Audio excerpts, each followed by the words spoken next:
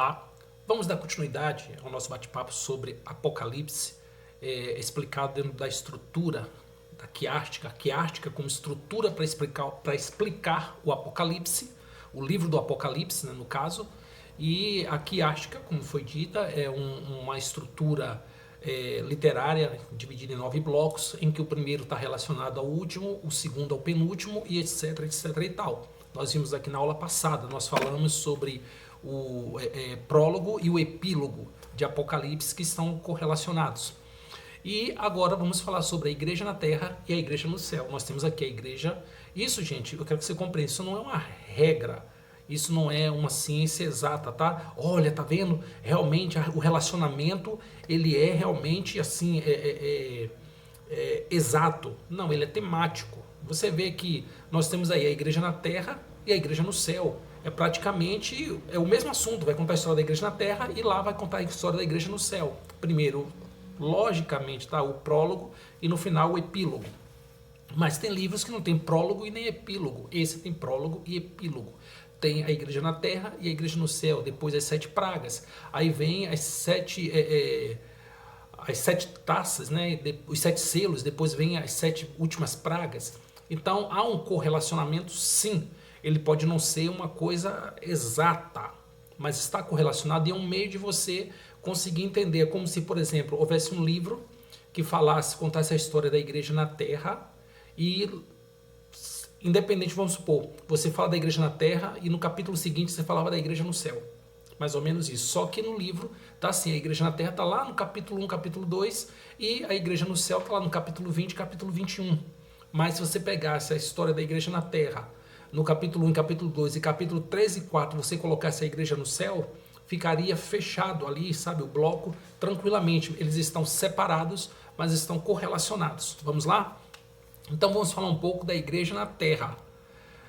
A igreja na terra, nós não temos nem muito o que dizer, para ser sincero, porque nas aulas passadas eu já falei muito com relação à igreja na terra. Já dei o meu parecer pessoal, já dei o parecer teológico, bíblico, o histórico do que é a igreja na terra.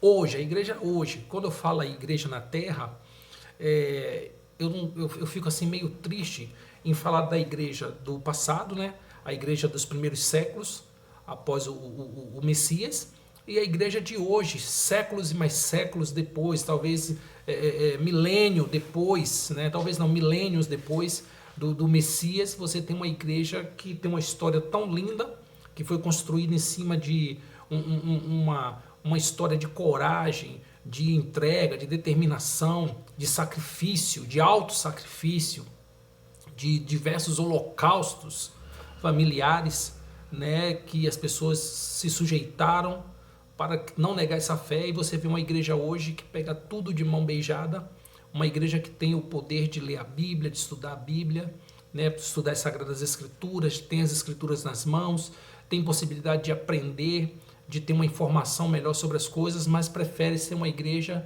como eu disse aqui antes, uma igreja enxágue, né, uma igreja sem vida, sem sangue, uma igreja completamente à parte de tudo o que é necessário nessa vida para ser uma igreja.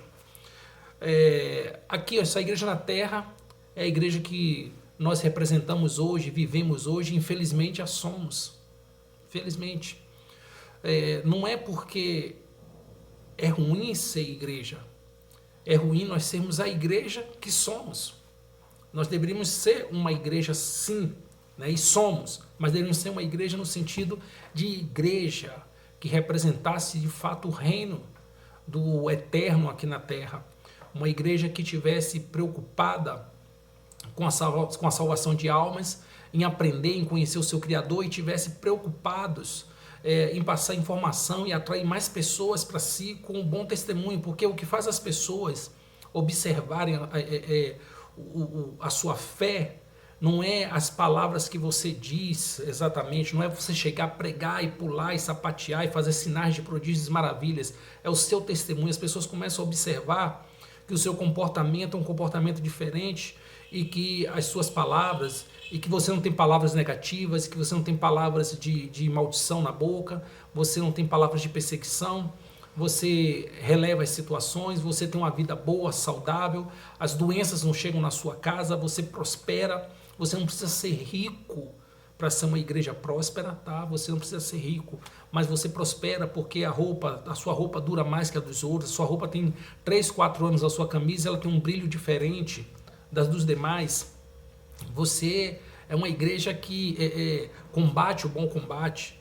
Você é uma igreja que você não precisa ofender nenhuma outra religião para se autofirmar. Você está sempre com as mãos estendidas para ajudar as pessoas ao seu redor. Você está sempre pronto para de alguma forma investir no seu próximo, acreditar no seu próximo. É uma igreja, eu sei que é difícil. O Biratã, você é assim? Não sou assim 100%. Eu pertenço a essa geração. Eu sou também dessa igreja. Eu sou essa igreja, cheio de falhas. Mas eu, assim como você e como muitos outros, pegamos uma herança maldita, porque pegamos uma igreja com uma visão completamente deturpada. São 22 anos de ministério, mas os anos de crente, né, vamos dizer assim, de obreiro não, de cristão, né, que eu aceitei Jesus, que eu passei por aquele protocolo de aprender, batizar, e de lá para cá eu fui trabalhar com evangelismo, depois eu fui trabalhar de obreiro na igreja, aí fui líder de jovens, fui pastor auxiliar, fui missionário no campo, não no altar, né, que hoje nós temos missionários nos altares, o campo dele é só o altar da igreja. Ele acha que sair e entregar folhetim na rua é obra missionária. Isso é evangelismo, isso é evangelismo local, isso não é nem evangelismo extra-regional, fora. As pessoas saem da rua da igreja dele entregando folhetinho e acham que está fazendo missão. A missão vai muito além disso, gente. Hoje em dia todo mundo é missionário. Hoje em dia eu fico observando, tem pessoas que são missionários, não tem testemunho missionário, não tem conhecimento do que do cargo que exerce. Isso é incrível. A pessoa é missionário e não sabe o que é ser missionário. Por que é missionário? Existem pessoas que são presbíteros e não sabem te dizer o que é um presbítero. Ele não sabe nem dizer na Bíblia, mostrar para você na escritura onde é que está escrito o termo presbítero. Mas ele é presbítero. Está entendendo? Muitos apóstolos, sabe? Eles acham que apóstolo é um cargo hierárquico. Mas ele tem que compreender que os apóstolos de Cristo, eles exerciam várias funções distintas. Um pastoreava, outro fazia missões, outro era evangelista, outro trabalhava com povos locais, outros faziam missões transculturais, como Paulo e outros apóstolos que saíram, né, do meio do seu povo, da sua cultura. Outros anunciavam o evangelho, né, a moda antiga, como o Messias fazia, subia em barco, anunciava, pregava para multidões. Outros agrupavam pequenos grupos, né, como se fosse uma célula, né, não era célula, mas como se fosse uma célula. Então, eles eram apóstolos, mas eles tinham funções diferentes, eles até serviam à mesa. Eles falavam assim, olha, não é justo que nós tenhamos que fazer tudo, ter um ministério de oração e ainda servir à mesa, vamos instituir diáconos, ou seja, garçom. A palavra diácono, ela foi modificada pelos franceses, né, de diácono para garçom, tipo assim, diácono é uma palavra muito pesada, vamos mudar para garçom, porque garçom é uma coisa mais light, garçom. Então, a palavra diácono é garçom, quer dizer aquele que serve à mesa. Diácono é aquele que serve à mesa. E as pessoas transformam o diaconato numa régua de correção, sabe, antigamente no meu tempo, né, que eu peguei um tempo que ainda apanhava na escola de professor lá em Salvador, na Bahia. Eu tinha uma professora chamada Bárbara, a gente chamava ela de Barbinha, entendeu? E ela, quando ela não pegava a régua, ela pegava aquele negócio de lixar pé, sabe, aquele que um lado é lixo, outro lado é um ralador, parece um ralador de coco. Aquele lado do ralador de coco, quando a gente aprontava, ela batia com aquilo no braço. E quando chegava em casa, ela cheia de marquinha vermelha no braço daquilo. E eu tinha que esconder. Porque se a minha avó, né, que era responsável por mim, visse aquilo, eu apanhava em casa também, porque ela sabia que eu tinha aprontado alguma coisa. E as mães daquela época faziam assim, ó, se desrespeitar pode bater, tá? Se não se comportar pode bater. Falava assim para a professora, e a professora crescia, e essa barbinha, ela era forte. Ela era uma mulher forte, grande, ela era jovem, mas era gorda, forte. Sabe que a mulher que, ela não era gorda, ela era gorda inteira, forte, muito forte. Tinha um braço, eu era muito magrinho. Ela tinha um braço que hoje, que eu tô mais cheinho, o braço dela dava um eu completo, um tronco meu. Ela tinha um bração e ela batia sem dó, sabe? E era uma boa professora, ensinava muito, muito, muito mesmo. Graças a ela, eu aprendi a primeira lição de leitura e eu não esqueci até hoje. Imagina só como é que o negócio era sério naquela época, sabe? Eu lembro até hoje, chamava A Casa de Camila, sabe? É assim, essa é a casa é bonita, a casa de Camila. Foi a primeira lição de literatura, de leitura que eu tive na minha vida, quando eu tinha o quê? Eu acho que 5, 6, 7 anos, não sei. Não era nem primeira série ainda naquela época. Eu acho que era menos que isso, era pré-primário que tinha naquela época. Eu lembro da lição, essa é a casa é bonita, casa de Camila, entendeu? E naquela época você aprendia e não esquecia mais. E hoje poderia não ser diferente, nas igrejas também, sabe? As pessoas aprenderem e não esquecerem nunca mais, sem precisar apanhar, sem precisar de tortura. Eu acho que por ter facilidade demais hoje, de ter acesso à Bíblia, de ter acesso às informações, de ter um culto livre, as pessoas não se importam tanto. Antes, eu lembro que eu ainda peguei uma época que às vezes eu chegava em determinados bairros e eu era chamado de urubu, porque eu estava de terno e gravata no sol quente, evangelizando. Falava, ó o maluco ali, ó, urubu, ó o perturbado ali, ó doido, davam pedrada. Entendeu? Haviam conflitos, você chegava em certas portas, saía uma pessoa católica e jogava balde de água em você quando não era urina, entendeu? E havia essa rejeição. Tinha cidades que você ia, que se você fizesse evangelismo, o padre saía e batia em você. Parece que é mentira, né? Muita gente fala assim, o crente gosta de perseguir, o crente é isso, aquilo outro. Gente, isso acontecia.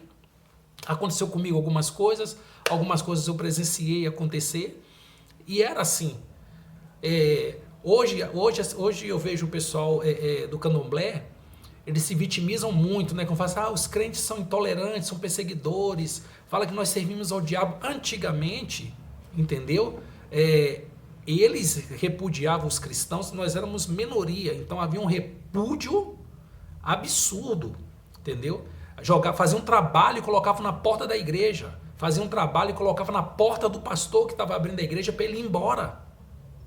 Certo? A intolerância era assim. Eles faziam obra de macumbaria e colocavam na porta do pastor para o pastor ir embora da cidade.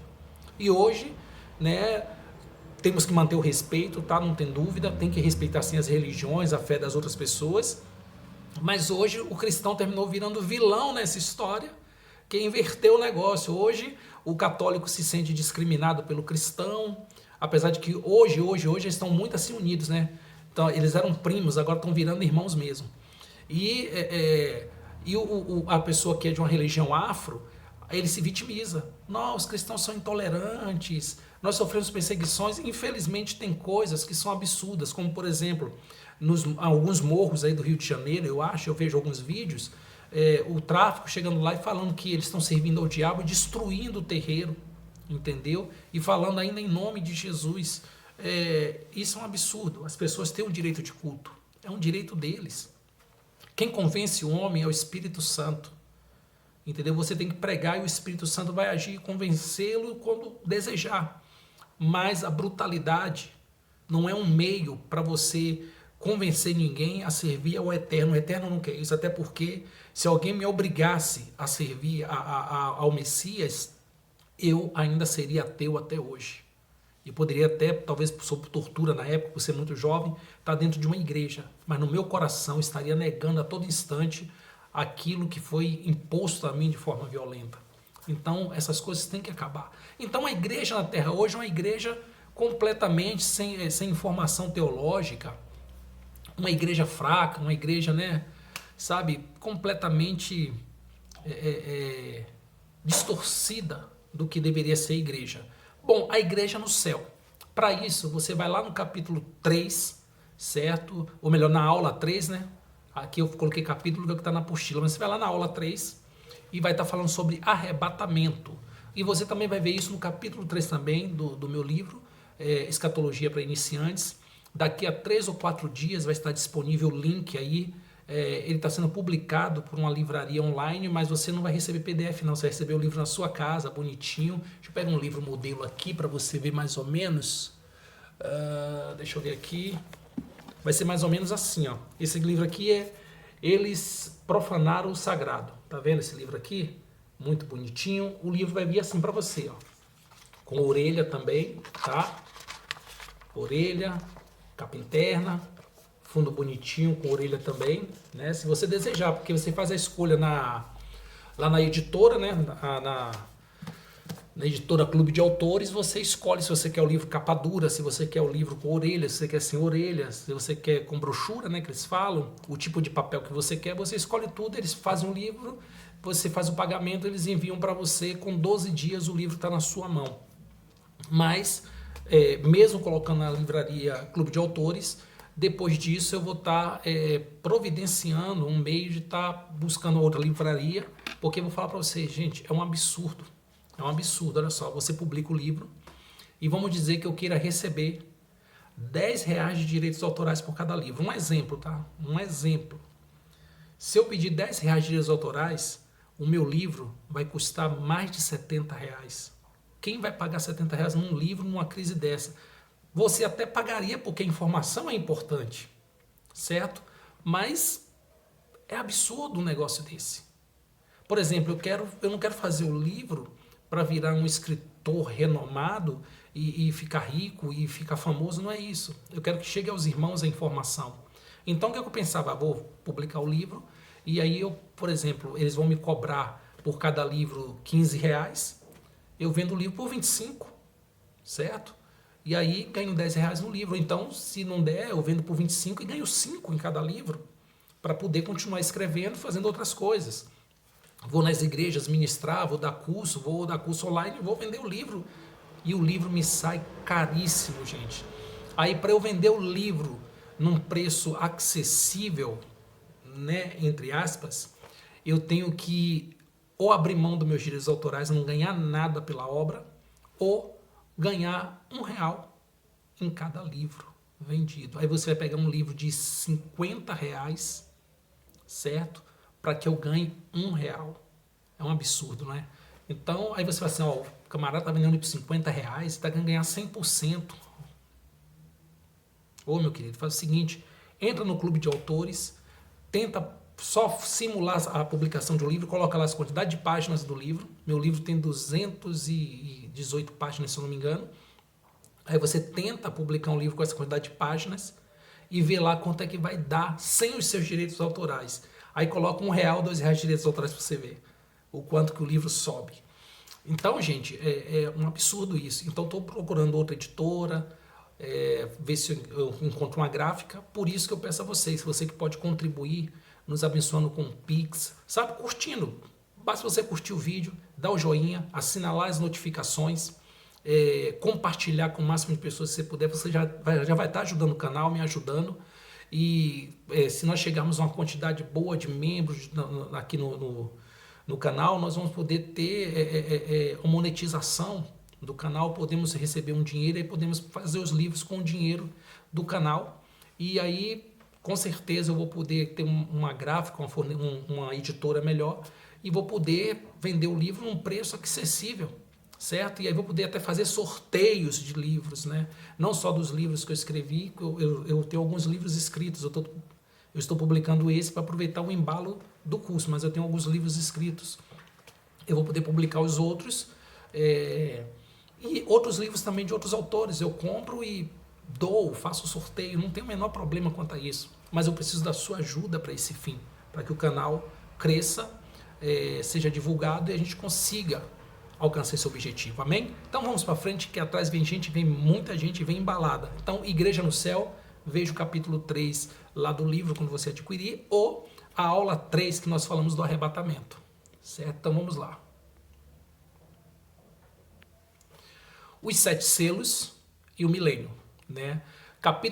Final do capítulo 3, né? Ali, capítulo 4, 5, 6 ao 7, né? Eu acho que do capítulo 4 ao 7, nós vamos ver os 7 selos. E nos capítulos, final do capítulo 18, o 19, o 20 e o 21, nós vamos ver o milênio, certo? Então, nós vamos partir aqui para termos um entendimento dos 7 selos. O que são os 7 selos? Bom, o primeiro selo, certo? O primeiro selo. Quando o cordeiro abriu o primeiro selo, um ser, na presença de Elohim, disse: venha. E apareceu um cavaleiro montado num cavalo branco, e ele tinha um arco e uma coroa, e saiu para vencer. Vamos lá. Segundo selo. Outro ser, na presença de Elohim, disse: venha. E apareceu um cavalo vermelho. Seu cavaleiro tinha uma espada e causou lutas entre as pessoas. Olha o espírito de discórdia aí, hein? Terceiro selo. O terceiro ser disse: venha. E um cavalo preto surgiu.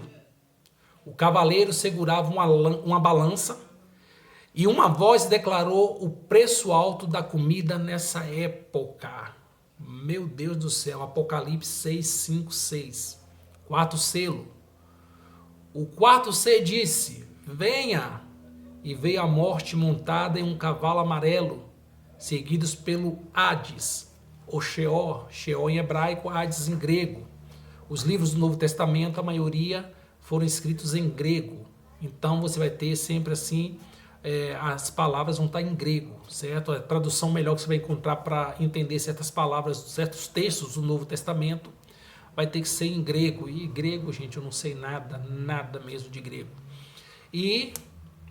Mas existe também textos, né, do Novo Testamento em hebraico. Hebraico, ele é a base de entendimento para toda a escritura sagrada. Mesmo que foi escrito em grego, foi escrito por judeus. Então você vai descobrir o sentido real de cada situação no hebraico. O hebraico é um idioma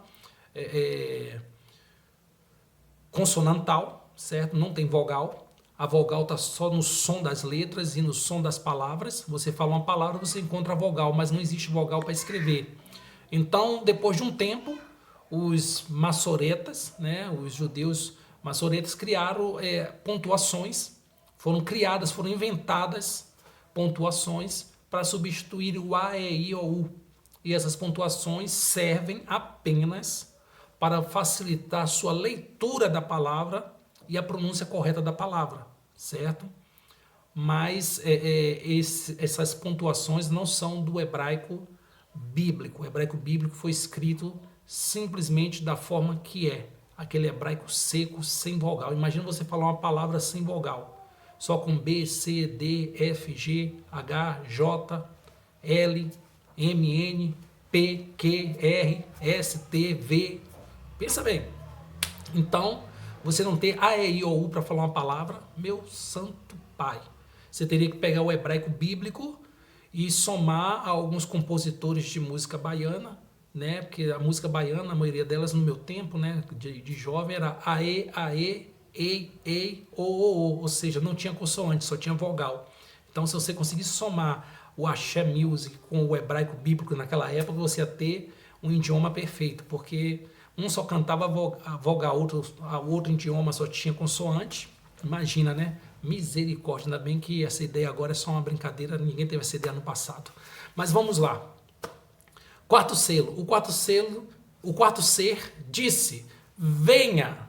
E veio a morte montada em um cavalo amarelo, seguido pelo Hades. Eles mataram um quarto da população da terra de várias maneiras. Olha só que coisa interessante.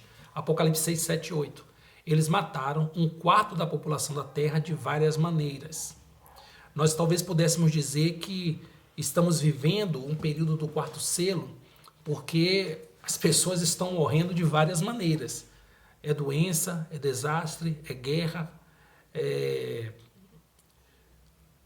situações duvidosas, é crime, né? E etc, etc e tal. mas vamos para frente que nós vamos entender melhor essa situação, né, mais lá na frente. O quinto selo. Quando o quinto selo foi aberto, João viu as almas de pessoas mortas por causa do evangelho que estavam debaixo do altar. O altar é o lugar no templo onde se derramava o sangue dos sacrifícios. Essas pessoas tinham sacrificado suas vidas por amor a Yahweh. Os mártires perguntavam a Yahweh quando ele ia fazer justiça. Cada um recebeu uma veste branca e foi-lhe dito que esperassem mais um pouco, porque ainda havia mais alguns cristãos que iriam ser mortos por sua fé. Meu santo. Então aqui as almas dos que foram mortos pelo testemunho de Yahweh, né, por amor do nome de Yahweh, clamavam por justiça, e ele lhes deu vestes brancas, certo? E falou assim, tenham calma, porque ainda existem outros que hão de padecer por amor do meu nome. Ainda existem outros que precisam passar por esse sacrifício que vocês passaram para que tudo se consuma, para que haja consumação dos séculos, para que haja consumação, para que seja consumado os meus projetos, os meus planos, o que está escrito, o que está determinado. Quando eu falo escrito determinado, eu não estou aqui fazendo apologia à predestinação, não. Mas existem coisas que de fato estão decretadas e não vão mudar. Mas existem coisas que podem mudar. Como assim, Ubiratã? Por exemplo, eu estou caminhando para o inferno. Eu posso decidir não ir para o inferno se eu tomar a atitude de mudar de vida. Então, não está decretado que eu tenho que ir para o inferno. Pode estar escrito, porque eu estou caminhando para lá. Mas eu posso decidir mudar a minha vida e não ir para o inferno, se eu me arrepender. Então, se eu me arrependo, eu não vou para o inferno. Aquele que se arrepende e deixa, alcança misericórdia, certo? Então, aqui quebra a predestinação. Aquele que se arrepende e deixa, alcança misericórdia. Não é só se arrepender, é deixar. Alcança misericórdia. Então, aqui a gente pode compreender que está se tratando da igreja dos primeiros séculos, a igreja perseguida, a igreja que morreu nas arenas, os crentes que foram sacrificados à base de acusações, mentiras, condenações falsas, sabe? Condenações injustas. E eles estão clamando, falando assim, calma, porque ainda tem outros. Tem aqueles que após vocês vão ser sacrificados junto com suas famílias também, por dar testemunho do meu nome. Quantos pastores aí, há alguns anos atrás, hoje ainda talvez, morrem em países muçulmanos porque estão defendendo a fé, veem suas filhas serem mortas, seus filhos. Lembro uma vez que eu vi recebi um documento, um e-mail, que falava que um pastor, ele foi preso e condenado à morte porque a sua filha foi estuprada por um muçulmano, e ele matou esse muçulmano para defender a filha. E quando chegaram, ele explicou, ele estuprou minha filha, você é muçulmano? Não, eu sou cristão. Mas você está errado, você é um traidor da fé. E ele foi preso e condenado à morte por ter matado um muçulmano, sabe, um inocente muçulmano. Então, sabe, muita gente ainda está sendo sacrificada hoje, não em grande escala como foi no passado, mas vai chegar um tempo em que essa escala vai subir. Essa escala vai subir, vai chegar um tempo em que de fato a igreja vai ser perseguida. Hoje a igreja, ela é tolerada, né, por causa da politicagem que a igreja anda envolvida. A igreja se envolveu em uma politicagem tão grande que hoje tem uma música mundana de um homem chamado Martinho da Vila, que ele fala o seguinte: José, essa vida é um barato. Agora o gato e o rato estão comendo no mesmo prato. O rato dá peixe para o gato e o gato dá queijo para o rato. É mais ou menos isso. A igreja está tão envolvida com o sistema podre, político, falível desse mundo, que você não sabe mais quem é quem. Você não sabe mais em quem confiar. E vai chegar um dia em que isso vai acabar. Esse acordo, esse relacionamento vai fender, sabe? Vai despencar. E aí a igreja vai ser perseguida novamente. E vou falar para vocês uma coisa. Eu clamo a Yahweh que chegue o dia da perseguição. Por quê? Eu quero sofrer? Eu quero ver meus filhos sofrer? Eu quero ver o mundo sofrer? Não. É porque vai se revelar quem é e quem não é. E outra vez vereis a diferença daquele que serve e daquele que não serve. Sabe? Aí você vai ver a diferença de quem serve e quem não serve nesse dia.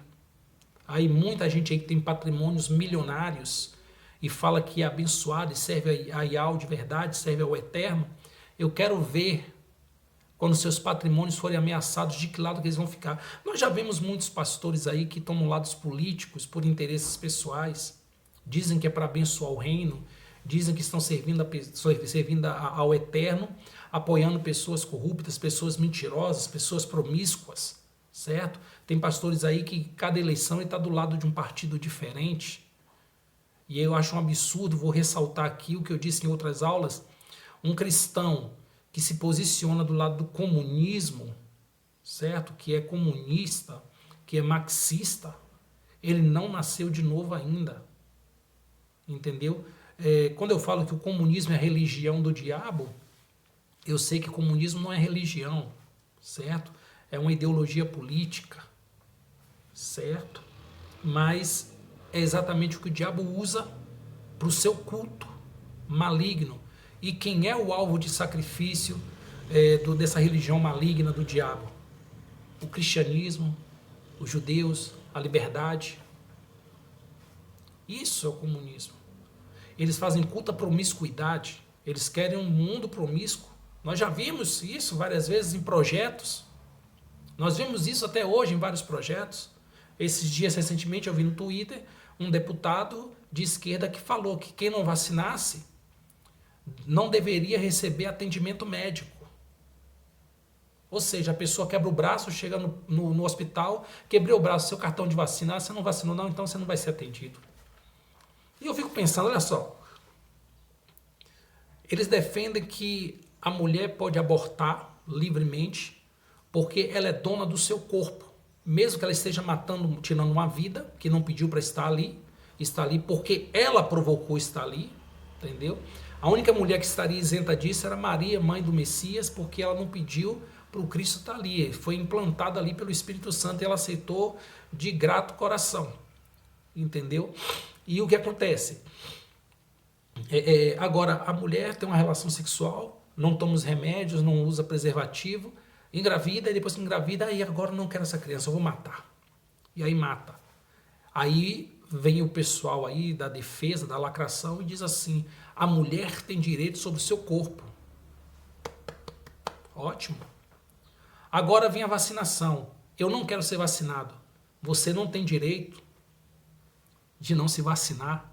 Ou seja, o corpo não é meu, o corpo agora pertence ao Estado. Eu sou uma cobaia do Estado. O Estado faz com o meu corpo o que ele deseja fazer. Então nós vivemos num mundo cheio de contradições e aí o que acontece? O cristão está no meio de tudo isso, tomando lados e posições dentro do sistema, apoiando coisas, votando em coisas, acobertando coisas. Ao invés do cristão estar lá denunciando, ele está se aliando a certas coisas. Está defendendo com a vida, está pondo a sua igreja como base política para homens que são falíveis, que nem servem a mesma fé que nós. Mas está chegando o dia de resolver isso, né? Vamos fazer silêncio. Silêncio entre aspas, tá? Abre a boca e denuncia. Sexto selo. Um grande terremoto abalou a terra. Quando o sexto selo foi aberto, o sol escureceu, a lua ficou vermelha, estrelas caíram do céu e montanhas e ilhas se moveram. No meio dessa confusão, todas as pessoas na terra se esconderam debaixo da terra. Eles gritavam pela morte, porque a devastação era terrível. Olha só. O cataclisma chegou a tal ponto que as pessoas corriam, se escondiam debaixo da terra. Ou seja, talvez em cavernas, em esgotos subterrâneos. Eu não sei te dizer exatamente que tempo está acontecendo essa aflição, se vai acontecer ainda, mas eu creio que vai acontecer ainda, no período da tribulação. E eles se escondiam e ali eles clamavam pela morte, porque o negócio era complicado. O negócio tá complicado ali para eles. E eles se escondem, eles buscam a morte, mas, sabe, a devastação era terrível, era melhor morrer do que ver o que estava acontecendo. Porque olha só, gente, já falou já ali que uma quarta parte da população da Terra seria morta por vários meios de morte, vários tipos de morte, vários tipos de causas de morte aconteceriam e a quarta parte da população morreria, certo? E aí depois vem esse cataclisma. Você vê que isso aí envolve a Lua, talvez os astros, talvez haja alguma coisa, não sei, talvez um meteoro se choque com a Lua. Talvez hajam sinais terríveis no céu. Talvez a Lua despenque. Eu sei que a Lua vai haver talvez um eclipse mais duradouro. Eu não sei te dizer exatamente o que vai acontecer, mas algo vai acontecer sim.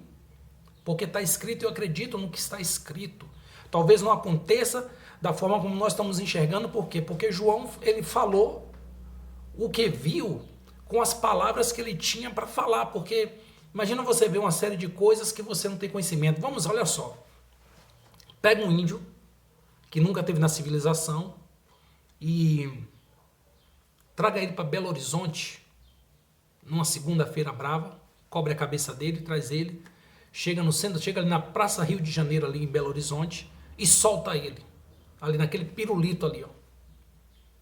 Ele não vai conseguir nem atravessar a rua, porque ele não tem noção de semáforo, de faixa. Ele vai ver um monte de gente para lá e para cá vendendo, outros correndo, outros fugindo, certo? Vai ver um monte de índio falso também, gente lá fala que é índio, não é? Vai ver violência, buzina, barulheira, ônibus cheio de gente lotado para lá e para cá, porque só pega Covid quem vai na igreja, quem pega ônibus lotado não pega Covid. Nós deveríamos fazer culto dentro dos ônibus, certo? Para não ter problema. Imagina só um ônibus pentecostal sacudindo, tá girando, meu santo pai. E depois você pega esse índio, cobre a cabeça dele e leva ele de volta para sua tribo, certo? A primeira coisa que vai acontecer é a seguinte: ele não vai conseguir ficar calado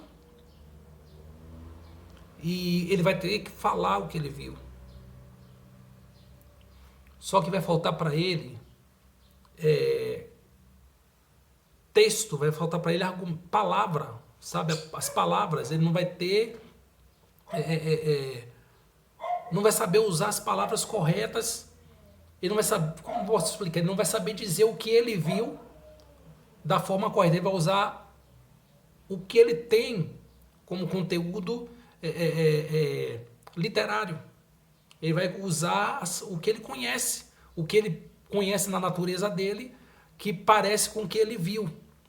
Então ele vai falar, olha, eu vi uma largata enorme e ela era de um metal, e dentro dela, do seu ventre, tinham muitas pessoas, hoje na pandemia, com o nariz e a boca tampados. Uns estavam sentados, outros estavam em pé. E na cabeça da largata tinha um que segurava em sua mão um aro. E a largata parava. Pessoas saíam do seu ventre e outras entravam. Está entendendo mais ou menos a descrição que ele vai dar? Imagina ele vendo no metrô. Tinha uma sucuri enorme também de metal. E ela tinha muito mais pessoas em seu ventre do que a largata. Imagina ele vendo um helicóptero. Tinha uma libélula diferente. As suas asas não batiam em velocidade para os lados, girava sobre ela. E ela subia e descia. E passou um pássaro que não batia asas e fazia um barulho esquisito. E tinha árvores de pedras enormes, com vários furos que ao invés de ter pássaros tinham pessoas, os prédios. Como é que ele iria descrever o que ele estava vendo e iria conseguir falar para as pessoas da sua tribo o que ele viu se ele não tinha as palavras corretas para falar? Então ele ia usar os exemplos do que ele conhecia e do que iria facilitar a sua explicação. Então João, ele passou a informação, certo, do que ele viu, com base naquilo que ele conhecia. Ele usou as informações ele pegou as informações e aí ele tentou traduzir o que ele viu, usando os exemplos do que ele conhecia até ali. Imagina João naqueles dias vendo um tanque de guerra. Como é que ele ia descrever um tanque de guerra naqueles dias? Imagina João descrevendo uma lâmpada acesa, né, com energia elétrica. Imagina João descrevendo um avião, um helicóptero, um míssil. Imagina João descrevendo um prédio de 100 andares. Imagina João descrevendo navios enormes, né, iates, lanchas, jet ski, moto, carro, bicicleta. Imagina João tentando descrever as coisas que ele estava vendo lá do futuro, do que nós estamos vivendo hoje, para nós é tão comum. E ainda existe também a questão dos termos, das expressões idiomáticas que João usava, porque olha só, vou dar um exemplo aqui. Hoje eu pego aqui e falo assim, vamos dizer, hoje nós temos o WhatsApp, né? E eu mando uma mensagem no WhatsApp para minha noiva e falo assim: amor, cadê você? Já tem mais de 2 horas que eu estou aqui. Bom, nós sabemos que isso é força de expressão. Nós estamos aqui, eu estou aqui na verdade há 10 minutos, 15 minutos. Tem mais de 2 horas que eu estou te esperando. Poxa, aí passa uns minutos eu mando: ô amor, vou te esperar aqui quanto tempo? Uma semana? Aí eu morro, esse celular fica aí, se perde, vai. Aí no futuro, uma geração muito futura, que eu creio que nós não vamos chegar até lá, mas é só para figurar, né? 2300 e alguma coisa. Aí o povo do futuro começa a fazer escavações e acha partes desse celular que eu morri, ficou para alguém, aí não prestou mais, jogou fora, arrancaram peças, jogaram para lá, e eles conseguem no futuro, em 2300 e alguma coisa, pegar qualquer peça de equipamento eletrônico, consegue salvar as informações, e eles entram lá e dizem: olha, isso aqui, teve uma conversa no Zap, o Biratã, olha como ele amava a sua noiva, ele esperou por ela por 2 horas, e depois aqui fala que ainda depois ele esperou dias para encontrar com ela, mas na verdade todo o pacote foi só de alguns minutos. Mas porque as expressões que nós usamos, nós temos esse hábito: pô, estou te esperando mais de 2 horas. Gente, tem 2 horas que eu estou aqui, o ônibus não passa, mas na verdade tem só meia hora. Nós somos assim, são expressões. E aí o povo lá no futuro vai entender isso literalmente. Então, tem coisas que estão escritas que são só expressões. Em alguns casos, como fala assim, há 1000 anos, não está se relacionando a 1000 anos contados. Olha, 1000 anos, 1, 2, 3, 4, até 1000, não. Às vezes está se falando assim, 1000 anos, porque é muito tempo. Então é como se o judeu desse assim para você a seguinte ideia: gente, é tanto tempo, é 1000 anos, ou seja, não dá para contar, é muita coisa. Não sei dizer, mas é muita coisa, é 1000 anos.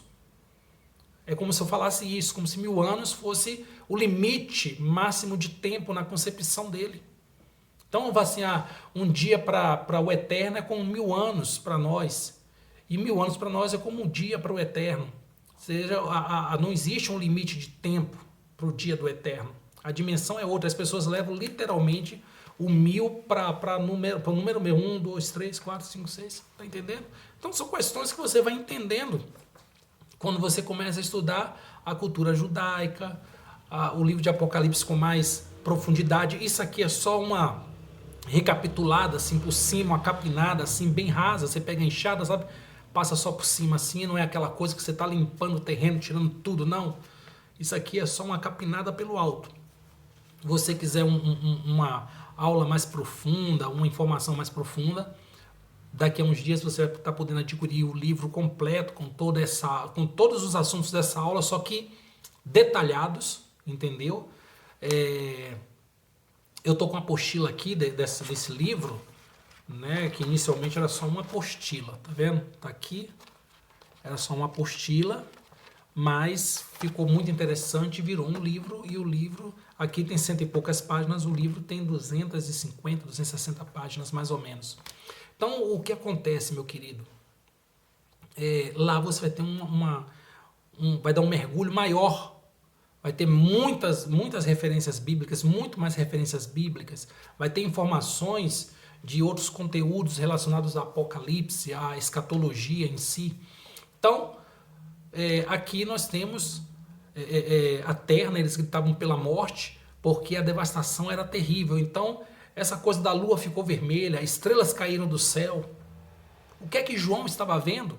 Ele estava vendo de fato a estrela cair do céu, estava tendo uma chuva de meteoros. Houve uma explosão no universo e talvez algum planeta próximo ao nosso tenha sofrido alguma explosão, porque o homem está explorando o universo cada vez mais. Tem pessoas aí, teve um judeu que fez uma denúncia de que ele está com 80 e tantos anos, 90, não sei, um negócio desse, 80 e poucos, 87. Ele percebeu que já está chegando perto de morrer e ele passou muitos anos trabalhando, né, na inteligência da Força Aérea Israelense, esteve com os Estados Unidos e outros países. Ele denunciou que existe vida extraterrestre e ele falou que em Marte existe um lugar subterrâneo onde extraterrestres e pessoas humanas trabalham juntos para descobrirem novas tecnologias. E o que acontece? Isso ele falando pode ser a alucinação de um homem idoso, mas ele não é qualquer pessoa. Ele é doutor, ele é mestre, ele tem, ele é doutor em vários conteúdos diferentes, em várias matérias diferentes. Depois você dá uma pesquisada lá rápida lá no YouTube.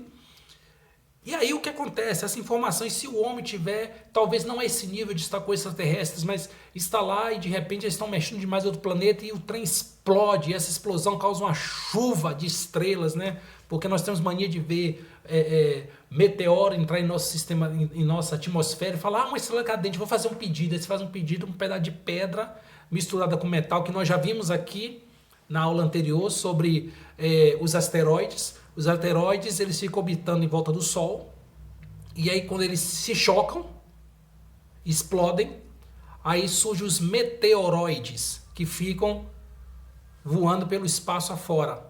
E um desses meteoroides, ou alguns meteoroides, eles tomam a direção do planeta Terra, e quando eles entram na nossa atmosfera, são conhecidos como meteoros. E quando eles chegam a tocar na Terra, geralmente são chamados de meteoritos. Por quê? Porque são pedaços pequenos, são fragmentos bem pequenos, porque o meteoro ele entra e vem sofrendo combustão até ser reduzido a pó, ou então pequenas partículas tocarem o solo terrestre. Então é chamado de meteorito. Aquilo que você chama de estrela cadente. Uma estrela cadente, vou fazer um pedido. Não é estrela cadente, não. São meteoroides que entraram na nossa atmosfera, são chamados de meteoros, e terminam se chocando na Terra com o nome de meteoritos, ok? Então vamos lá. Sétimo selo e último selo, tá? Eu coloquei aqui, gente, deixa eu voltar aqui para vocês verem aqui, coisa linda. Você vai ver aqui, eu coloquei em hebraico os selos, porque era comum, né, no passado, se vocês pegarem alguns livros mais antigos, os manuais mais antigos de hebraico, você vai ver que, na verdade, você pode pegar os salmos, né? Por exemplo, o Salmo 119. Você vai ver que ele está ordenado, a sua ordem, né? Ordinal não é numérica, é por letra, porque as letras representam os números. Por exemplo, Aleph é a primeira letra do alfabeto e se refere a número 1. Então, Aleph está ali como primeiro, né? Aí você vem aqui, a segunda letra, Bet, segunda letra. Vamos lá, opa. Aí tem Gimel, terceira letra, certo? Aí vem Dalet, que é a quarta letra. Aí você vem aqui para E, que é a quinta letra. Vav, que é a sexta letra, certo? E aqui por último, Zain, a sétima letra. Essa letra Zain, ela é equivalente a Z. O nosso Z está lá no final do alfabeto, né? O hebraico está aqui no início. Então vamos lá, Zain aqui na sétima letra. Vamos falar do sétimo selo. Quando o cordeiro abriu o sétimo selo, durante meia hora houve silêncio no céu. Meia hora de silêncio. 7 anjos receberam trombetas, e os outros anjos colocou um incensário com as orações dos santos junto do altar. O anjo encheu o incensário com fogo do altar e o lançou sobre a terra. E houve terremoto, trovões, relâmpagos e vozes. Meu Deus do céu, olha só. Olha, o carro do ovo, não é o carro do ovo agora, não é outro carro. Olha só, escuta bem. Quando o cordeiro abriu o sétimo selo, durante meia hora houve silêncio no céu. 7 anjos receberam trombetas e o outro anjo colocou um incensário com as orações dos santos junto do altar. Ou seja, a sua oração, a oração do santo, ela não é perdida, ela não é desconsiderada, ela não está jogada ao vento, não está abandonada, certo? Não é como diz lá o Raul Seixas na música dele lá, por quem os sinos dobram, certo? Que ele fala assim, convence as paredes do quarto e dorme tranquilo, sabendo no fundo do peito que não era nada daquilo. Ele fala, convence as paredes do quarto, ele está falando de oração, né? Que as pessoas estão orando para nada, está convencendo as paredes do quarto apenas e vai dormir tranquilo, certo? Então, não, nós não convencemos as paredes dos quartos, nós oramos e sabemos que as nossas orações estão sendo ouvidas e colhidas, embora saibamos que nem tudo que oramos é levado em consideração, mas as orações, de fato, feitas com objetivos e que são levadas, são traduzidas pelo Espírito Santo ao poderoso, ao Pai eterno, elas são guardadas, e nesse dia, na abertura do sétimo selo, quando o cordeiro abrir, porque quem vai abrir o sétimo selo é o cordeiro, porque ele é o herdeiro. Cada testemunha abre um selo, mas o último selo é ele quem abre, que ele é o herdeiro legítimo. Depois nós vamos falar sobre a questão dos selos, a importância do lacre, por que 7 selos. Tudo era lacrado geralmente com apenas um selo, mas existia também um testamento que era lacrado com 7 selos. Então nós vimos aqui em Apocalipse um livro com 7 selos. Então nós vamos entender isso posteriormente e você vai entender melhor ainda se você adquirir o livro. Daqui a uns 3 dias no máximo vai estar disponibilizado para você comprar, adquiri-lo, ok? Vamos lá. Opa! Os 7 selos mostram o julgamento de Al sobre a terra. Yahweh vai castigar a humanidade pelos seus pecados, mas recompensar quem se mantém fiel a ele. Os eventos dos 7 selos são assustadores, mas existe esperança para o crente. Olha só, o que vai acontecer não é pouca coisa. O que vai acontecer não vai ser fácil.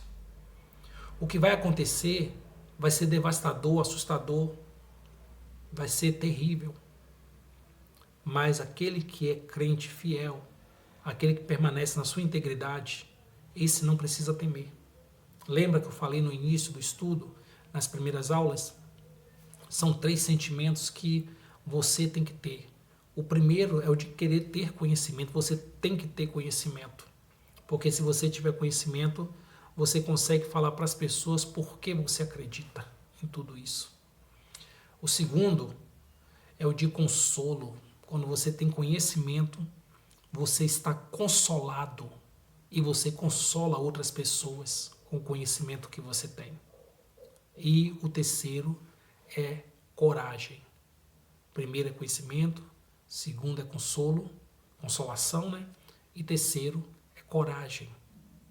Entendeu? Coragem. Coragem.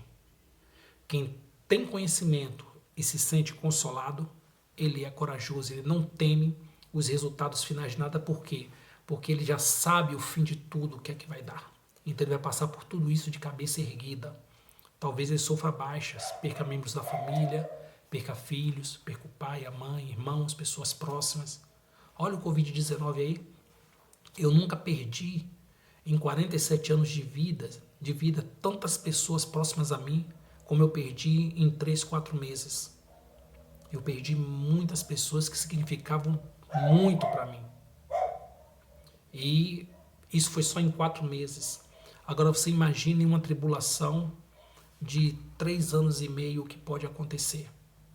Uma pré-tribulação, o que pode acontecer. Nós já estamos sofrendo aí, talvez, o princípio das dores de fato. Talvez nós tenhamos entrado na primeira semana de Daniel, no primeiro dia da última semana de Daniel. 2021 pode estar sendo o primeiro dia da última semana de Daniel. Lembrando que nós aprendemos aqui que cada dia é referente a um ano. Então, uma semana de Daniel são 7 anos. E a última semana das 70 semanas de Daniel, o anjo falou a ele que seria dividido em 2 períodos de 3 anos e meio, que seria o período de rompimento do anticristo com Israel, e ele seria desmascarado, e aí começaria a perseguição à igreja e ao povo de Israel, e aconteceria uma série de misérias e desgraças, até que então o Senhor voltasse para pôr um fim em tudo.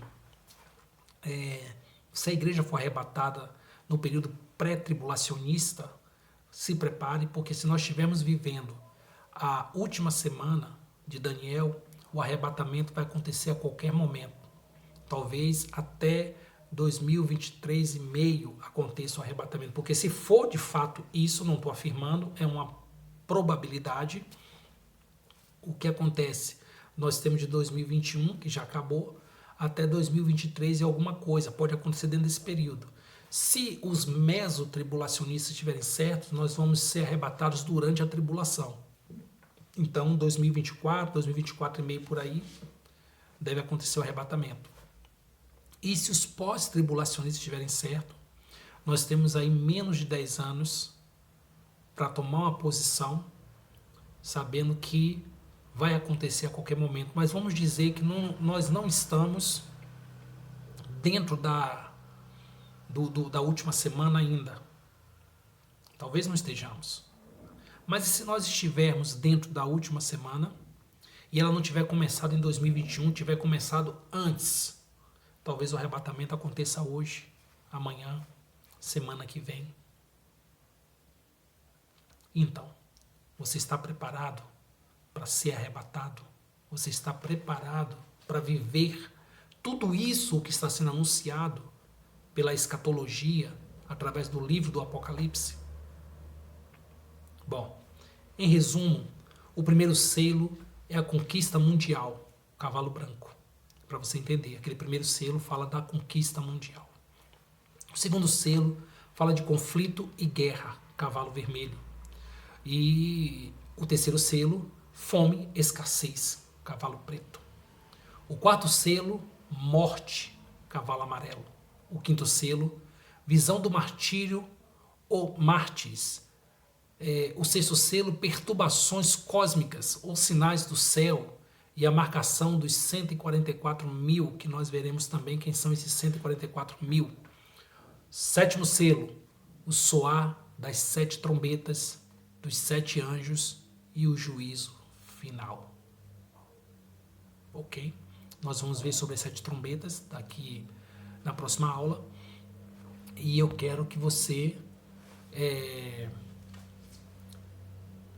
se apegue a essa informação. E leve isso para o seu coração. Não tenha vergonha, não tenha medo. Talvez amanhã eu mude o meu pensamento sobre alguma coisa que foi dita aqui, e eu não tenho vergonha de mudar o meu pensamento, porque eu não tenho vergonha de pensar, sabe? Não tenho vergonha de mudar a minha ideia, porque eu não tenho vergonha de pensar, sabe? Pensar é uma virtude. Quem pensa muda de opinião. A opinião pode mudar, porque podem surgir, talvez através da arqueologia, informações novas que façam com que tenhamos uma compreensão diferente de certas coisas. Talvez por meio de outros achados ou de algumas informações que possam estar ocultas, né? Aí pela Igreja Apostólica Romana, eles têm tanta coisa oculta, e de repente alguma coisa aflora. O milênio já foi visto anteriormente, mas vale a pena ressaltar aqui alguns detalhes. O período de tempo literal ou não, consoante a interpretação, porque tem pessoas que têm interpretações diferentes, vai caber a você fazer a sua própria interpretação. Em que Yahusha reina e Satanás será preso, impossibilitado de enganar as nações. Acerca dessa tese existem 3 posicionamentos, que é o pré-milenismo, o pós-milenismo e o amilenismo, ok? Então, você vai ver e escolher aquilo que te cai melhor, amém? Então, eu aguardo vocês na próxima aula, que nós vamos falar a respeito de as 7 trombetas, certo? E as últimas 7 pragas. Esse tema vai ser bem profundo, forte, e vamos poder assim nos aprofundar em situações assim, como posso falar, delicadíssimas, sabe? São informações muito, muito importantes para você que, assim como eu, acredita que ele vem saltando pelos montes. Amém? Aqui eu deixo um abraço para cada um de vocês, que a paz da parte de Yahweh, o nosso Pai, a graça de Yahshua, nosso Salvador, e a consolação daquele que não mente, não engana, que é puro, o Espírito Santo, único e verdadeiro, que possa estar sobre cada vida neste momento e desse momento em diante também. Amém? Então não esqueça de deixar seu like, de curtir, de compartilhar, de assinalar as notificações, e se você puder contribuir, nos ajude, né, com a contribuição que você puder, através do nosso Pix, né, é o 31 8529 2939, ou então pela chave de Pix de e-mail, que é cursoverbumfidei@gmail.com. Tudo bem? Vamos para a próxima aula. Daqui a pouquinho vamos estar juntos novamente para a glória do Eterno. Amém.